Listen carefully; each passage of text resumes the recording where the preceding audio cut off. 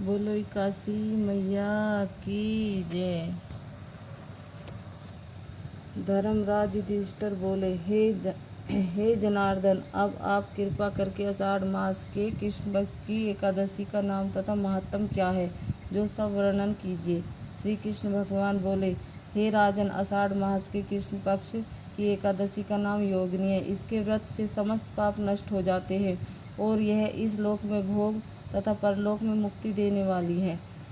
हे राजेश्वर, यह एकादशी तीनों लोकों में प्रसिद्ध है।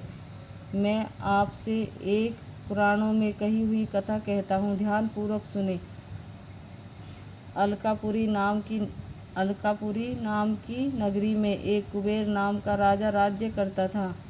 वह शिव भक्त था। उसकी पूजा के लिए एक माली पुष्प लाया करता था।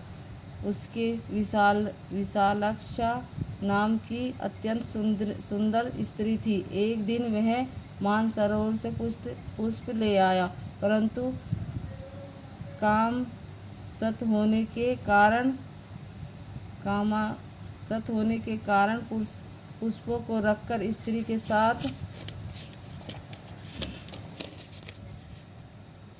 करने लगा। दोपहर तक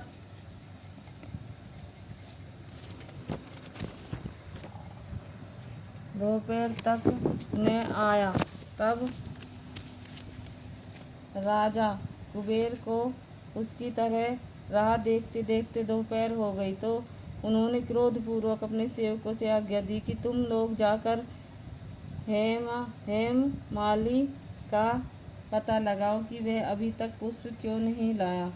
जब यक्षों ने उसका पता लगाया तो वे कुबेर के पास आकर कहने लगे, हे राजन, वह माली अभी तक अपनी स्त्री के साथ रमण कर रहा है। यक्षों की इस बात को सुनकर कुबेर ने हेममाली को बुलाने की आज्ञा दी। हेममाली राजा कुबेर के सम्मुख डर से कँपकँपाता हुआ उपस्थित हुआ और प्रणाम किया।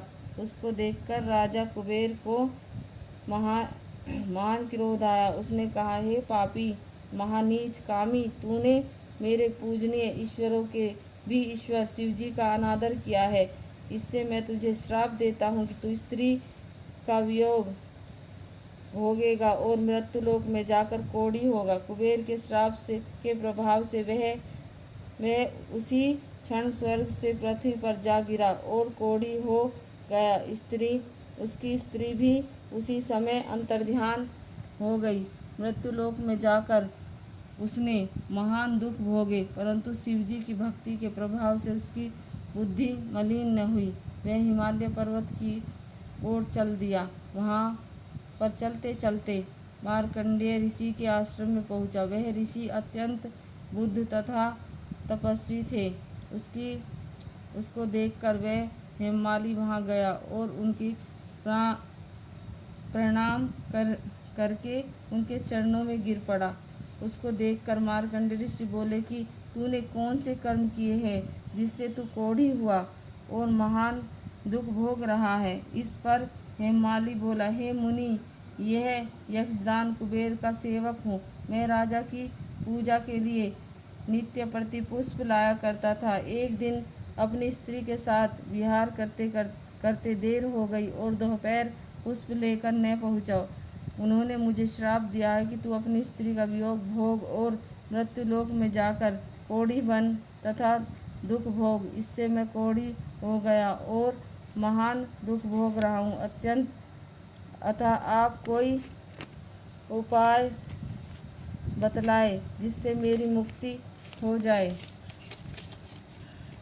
इस पर मार्कंडेय ऋषि बोले कि भाई, तूने मेरे सम्मुख सत्य वचन कहे, इसलिए मैं तुझे उद्धार के लिए एक बताता हूँ। यदि तू आषाढ़ मास की कृष्ण पक्ष की योगिनी नामक एकादशी की विधि पूर्वक व्रत करेगा तो तेरे सभी पाप नष्ट हो जाएंगे। इस पर हेममाली बहुत प्रसन्न हुए और मुनि के वचनों के अनुसार योगिनी एकादशी की विधि पूर्वक व्रत किया।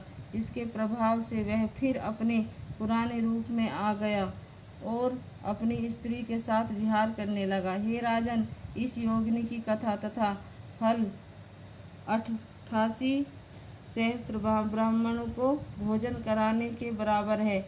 इसके व्रत से समस्त पाप दूर हो जाते हैं और अंत में स्वर्ग की प्राप्ति होती है। बोलो काशी मैया की जय। बोलो सत्यनारायण भगवान की जय। बोलो आज के आनंद की जय। बोलो मेरे लड्डू गोपाल की जय।